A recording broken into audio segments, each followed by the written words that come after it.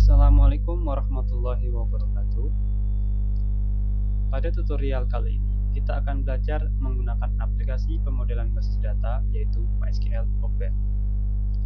Tutorial ini merupakan bagian dari perkuliahan, di mana tutorial ini adalah merupakan sesi ke-11 dari perkuliahan. Tutorial ini secara umum terdiri dari 4 bagian, yaitu penggunaan MySQL Workbench atau kita sebut saja WB atau Workbench. Kemudian 3 lainnya adalah penggunaan MySQL dan operasi-operasi SQL. Sebelum menggunakan MySQL Workbench, kami harapkan Anda telah kembali mempelajari konsep Entity Relationship Diagram. Kemudian Anda juga sudah mencetak lampiran 1 berupa kamus data dari studi kasus dan lampiran 2 berupa diagram IRD awal studi kasus yang akan kita gunakan untuk tutorial. MySQL Workbench itu sendiri adalah aplikasi yang dapat kita gunakan untuk membangun IRD, di mana aplikasi ini dikembangkan oleh developer MySQL. Ini adalah tampilan awal Workbench. Untuk membuat diagram, Anda tinggal mengklik Add Diagram ini. Ya, seperti ini. Ini adalah tampilan untuk ruang kerja pembuatan IRD. Kita langsung saja untuk membuat sebuah entitas ya, atau sebuah tabel ya. Nah, pada saat Anda mengklik tabel ini, di bagian atas harus Anda perhatikan tipe engine yang akan Anda gunakan harus InnoDB. Ya. Kenapa? Secara default, MySQL sebenarnya menggunakan engine basis data berupa MyISAM. Namun, MyISAM tidak mendukung adanya relasi.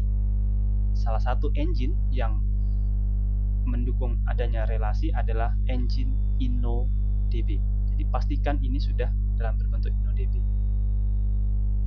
Kalau belum, biasanya secara default belum, maka Anda bisa mengesetnya di sini. Tool, Preference,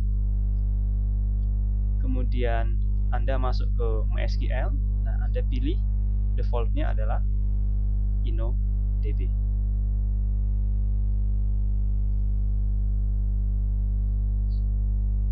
Kemudian kami juga menyarankan Anda membuka tab model ya.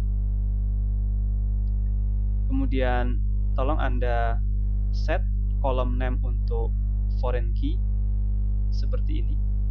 Harusnya di depannya ada tabel, kemudian kolom, tapi Anda buang tabelnya jadi kolom. Kemudian Anda set secara default on update-nya menjadi cascade, on delete no action.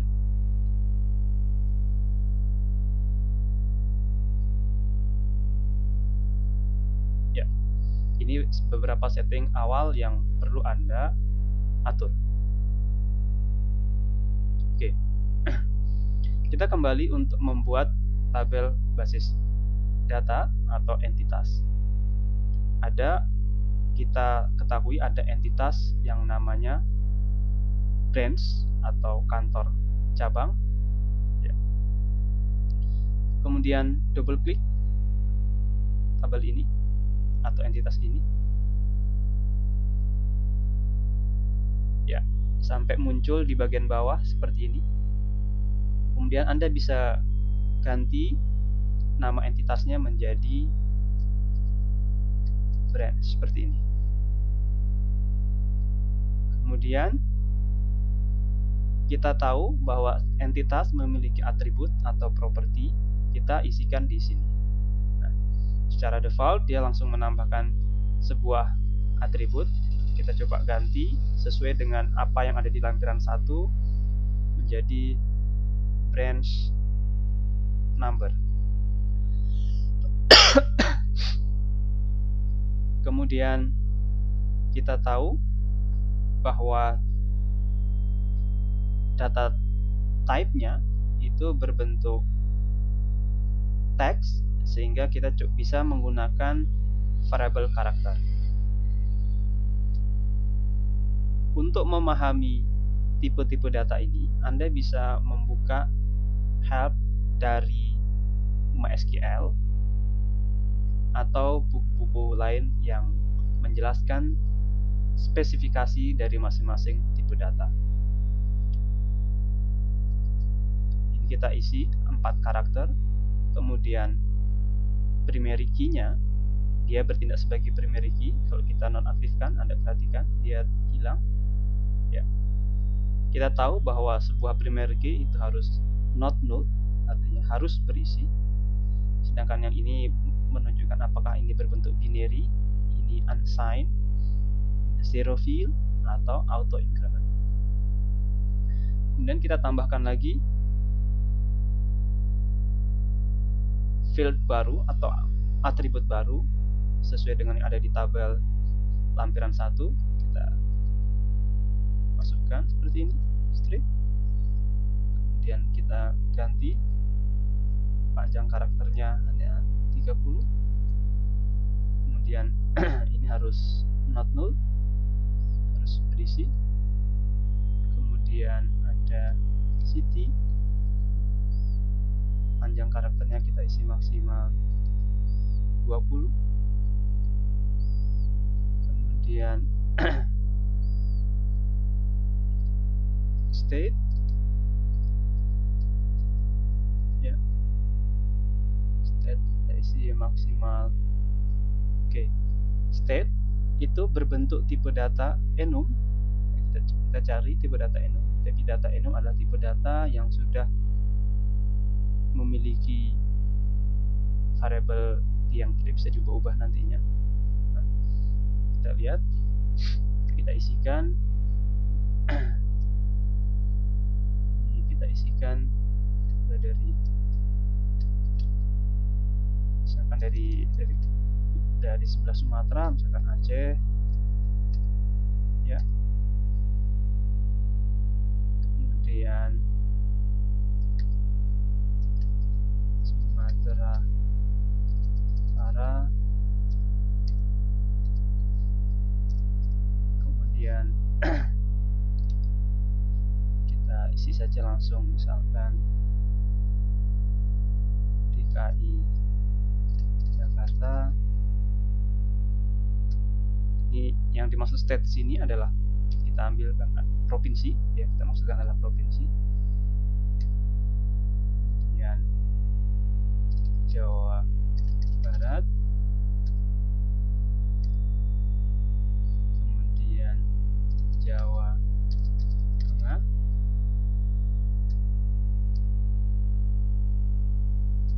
kemudian Jawa Timur,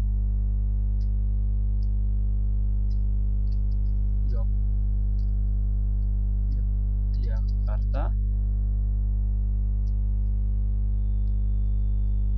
satu lagi misalkan Sulawesi Tenggara, ya, seperti ini. Kemudian ada kode pos,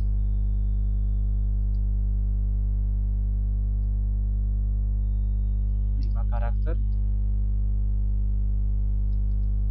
Kemudian ada manajer dari kantor cabang ini.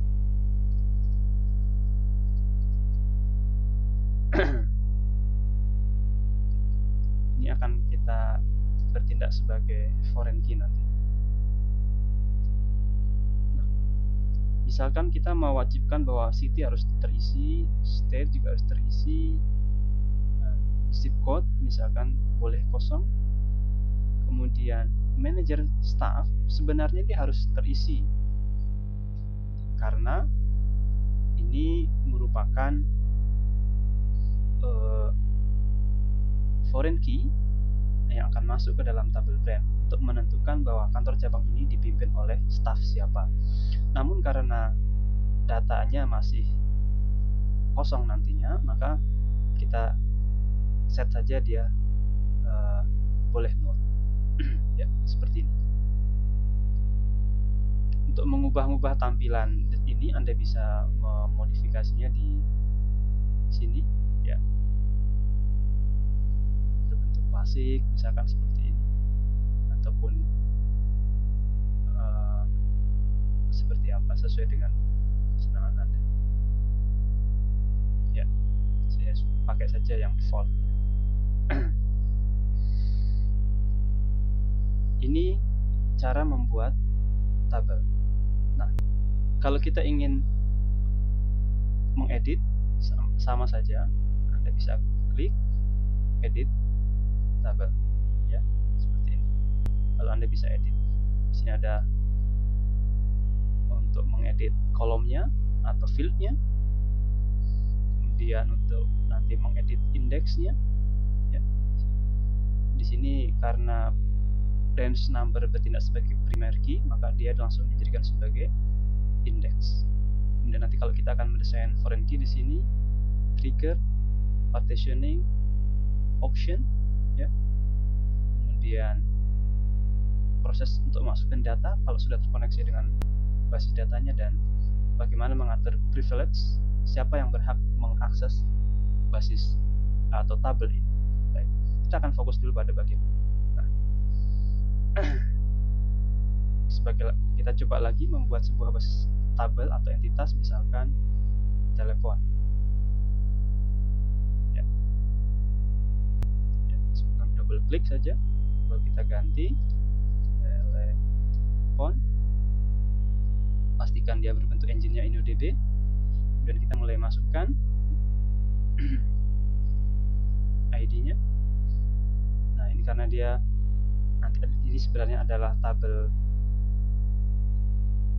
turunan atau yang punya atribut multi atribut ya, maka bisa saja seperti ini. Kemudian telepon itu kita berdasarkan kamus data, dia berbentuk teks, maksimal datanya adalah 15, dia sebagai primary key dan not known. Kemudian berikutnya adalah range number, ini nanti akan kita jadikan juga sebagai foreign key ya.